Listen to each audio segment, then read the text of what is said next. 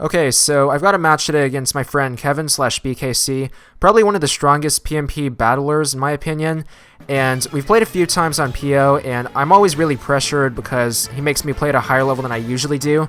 So I'm going to lead off with Starmie, he's going to go with Fortress, and he's probably running a pretty specially defensive set, so I can't really afford to stay in when he's got Payback. So I'm going to switch to Heatran as he goes out to his Celebi. He was predicting the Hydro Pump, I was predicting the possible Payback, and I just wanted to threaten him out. I'm going to set up Rocks predicting the switch as he goes to his Swampert, and he's probably going to set up Rocks, although I could have gotten screwed over with the Shaman switch in if he happened to be a Choice Banded set with Ice Punch, because I wouldn't put it past him to use that. But anyway, I am going to go into Shaman as he sets up his Rocks, so it's just a standard set. I go for Earth Power on the switch because I was hoping to catch something like maybe a Heatran or Infernape. Probably more likely going to be the former because based on his team, he usually likes to run bulkier stuff.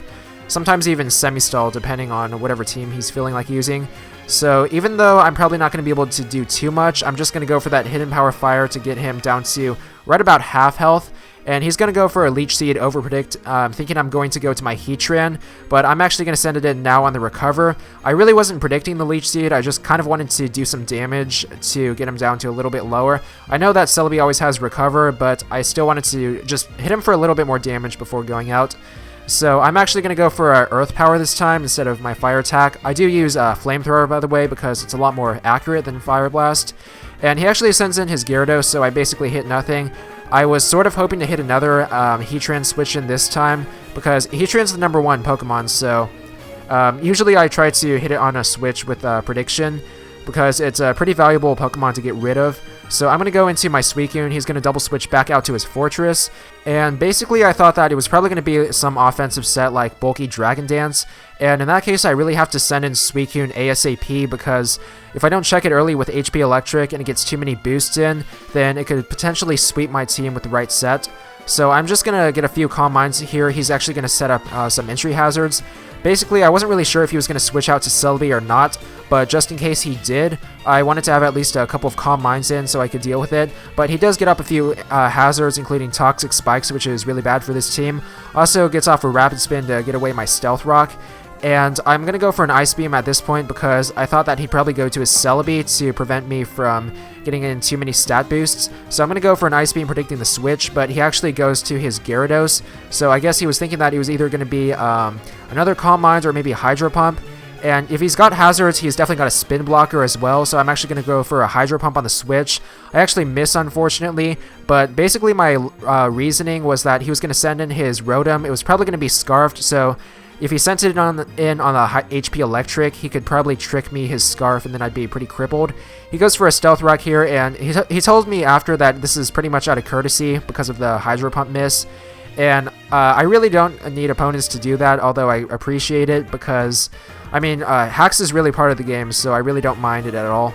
He's going to send in his Rotom now, so it's definitely going to be Trick because Thunderbolt won't do nearly enough to KO at this point. And like I said earlier, I was really expecting this thing to come in earlier, so I was trying to hit it with a Hydro Pump because it probably would have one-hit KO'd after a couple Calm Mind boosts. But I actually missed another Hydro Pump. He goes for a Thunderbolt here. I'm not sure if this was just out of courtesy for the Hacks too, but he didn't really mention it, so I think it was just out of his own choice. He could have sent in Celebi, but it's not really as solid of a switch in at this point because based on the damage output, it's actually going to be very close to a 2-hit KO, if not a potential 2-hit KO. So he's going to send in his Celebi now, and it's a lot more solid because he's not going directly into an attack. I actually go for a Hydro Pump, predicting him to Leech Seed the possible Heatran switch in, and basically I didn't want Heatran to take that Leech Seed damage because it doesn't have recovery and he's got some hazards up, and Hydro Pump is going to do a pretty good amount of damage already. So I just wanted to attack this turn to get some damage on Celebi, and next turn hopefully switch in Heatran on the Grass Stab, but he actually predicts the switch in and goes for a second Leech Seed, so that doesn't really work for me, although I did manage to do a decent amount with Hydro Pump. He is going to be able to recover off a lot of damage from Leech Seed and Leftovers though, so I'm just going to switch out into Starmie, predicting him to go to Gyarados. So just pulled a double switch here, and now that I've gotten rid of his Spin Blocker, I know that I can pretty much Rapid Spin for free, which is going to be pretty useful because I am running under a little bit of pressure because of all the entry hazards he's set up. Also, at this point, I thought Rapid Spin would probably be way too predictable because I've already made some aggressive predictions so far, so I just decided to Thunderbolt in case he wants to set up on me predicting the Rapid Spin, but I really should have gone for a Rapid Spin instead because he switches in his Scarf Flygon on the Thunderbolt. So, of course, that's going to threaten me out with a Scarf U-turn. I'm just going to switch to Gengar in case he also uses Earthquake. Of course, I would have been KO'd if he used Outrage, but that's kind of something that Flygon doesn't really use until really late in the match. So he's going to go into his Fortress after the U-turn. I'm going to switch back out into Heatran, and he is going to get up another layer of spikes, which is pretty unfortunate. I'm going to go for a Flamethrower because he's kind of out of solid switch-ins to Heatran except for Gyarados, and that's already weakened down to a little bit less than half, I think, from previous damage. And I'm actually going to get a crit here. There is some notable hacks that occurs in this game. I'm not really sure how much of it would have affected the outcome of the match, but, you know, that's just Pokemon. There's really not much I can do about it at this point. And either he's going to set up on me, use Waterfall, or switch to Scarf Flygon on the Fire Stab. So I just decided to go for Explosion. It wasn't really that bad, even though Heatran would have been really useful against his Celebi and Fortress, because I do have other things that can deal with those two pretty well.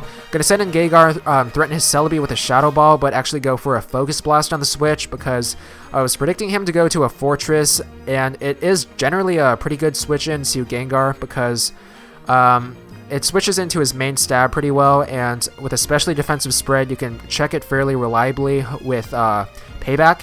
So I'm just going to go into Shaman at this point, predicting that Payback, and the reason I chose Shaman is because he has Rest, and Kevin, has actually seen an original version of this team, and he probably won't be expecting Rest, so that might catch him off guard. I actually had Leech Seed in the original version, so haven't really shown him Rest on the final version of this team. I'm going to go for a Seed Flare over Predict because I thought he might switch in Scarf Flygon to U-turn on the HP Fire. And this is going to look like a pretty weird move, but actually the best thing right now is actually going to be to go for a second Seed Flare, because since I mispredicted the first time, it's going to be by far the most unusual move to have chosen, and therefore the most unpredictable. So he is going to go into his Scarf Flygon, and I managed to catch him with a second Seed Flare, and unfortunately I do get a crit here. I ran the damage calcs, and my spread is going to do about 77% max to standard Scarf Flygon, so definitely not a KO. I'm not really sure how it would have affected like the later turns of this match, but yeah, like I said, that's just Pokemon. So I'm actually going to go for a Rest here, and he most likely will have a super effective Hidden Power to use on me, but Shaman is fairly bulky, so I am going to be able to survive that. He actually goes for a Grass Knot. Like I said earlier, he might not have been expecting Rest because it wasn't an original version on this team, and he probably just used that because he expected me to die out to Toxic damage the next turn. So I'm going to switch into Starmie on the super effective HP Fire because I'm going to be able to resist that and hopefully spin away hazards. So he's going to double switch back out to his Fortress, and luckily Starmie does outspeed both of his remaining Pokemon, so that does mean that I'm going to get off that Rapid Spin, which will clear away all the hazards for now. He's going to make a pretty good estimate as far as which move I'm going to use and the amount of damage though, and he's actually going to set up another round of Toxic Spikes, and he did estimate the damage pretty well because I do die out to Toxic damage at this point.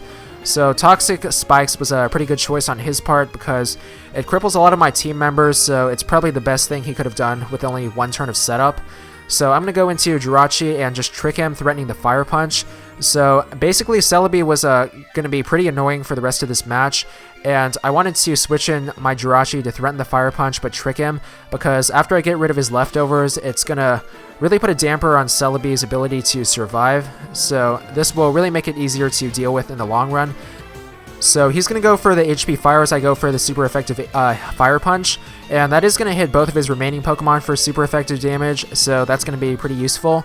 And I'm actually going to switch to Gengar at this point. Could have been dangerous because now that he outspeeds me with a Scarf, it's going to be a potential 2-hit KO, but based on the fact that he used Leech Seed, I'm going to guess that this is probably a more defensive set without as much offensive special attack investment, so I probably still will be able to survive that based on how much damage it did.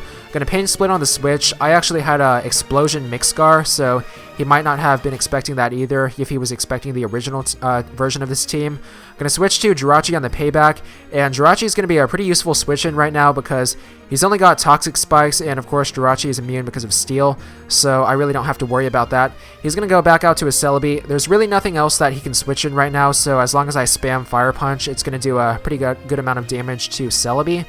And I'm actually going to switch out into my Shaman at this point because I thought that maybe he would want to go for a Leech Seed and just like set up kind of like a stall rotation with Fortress. I'm not really sure if that would have worked, but it probably would have done some decent damage if he managed to get up some more entry hazards. So I do switch into the HP Fire, but Shaman is pretty bulky, so I'll manage to survive that pretty well. I'm going to go for an HP Fire of my own, and he's actually going to switch out to his Fortress. I guess he's realized at this point, though, that it's not really going to be as useful because he only has Payback to hit me with. So that's not really going to be able to do much to my remaining members. Plus, I have Fortress pretty well covered with coverage moves from all the rest of my team members. So it's going to be really difficult for him to get up another layer of spikes or whatever entry hazard he decides to use. So he's going to go back into his Celebi now, and I'm really playing it really safe at this point because I could have just switched out to Suicune or something and tried to finish him off with an Ice Beam. But basically, I'm just going to keep in Shaman and let it die because I've got a pretty much guaranteed win on this match if I don't get critted or anything. Even then, as long as I play this really safe, there's not really a chance for any hacks to occur, so it's kind of best to always choose the safest route. He's going to outspeed me this turn and take out Shaman with a Scarf HP Fire, but Shaman has now done enough with HP Fire to get Celebi down into the red. So that means that I'm going to be able to send in Suicune as he's locked into HP Fire. Plus I have the Scarf from earlier, so I'm actually going to be able to outspeed his Celebi and finish him off with Ice Beam. So yeah, pretty cool match overall. I had to definitely think a lot for this one.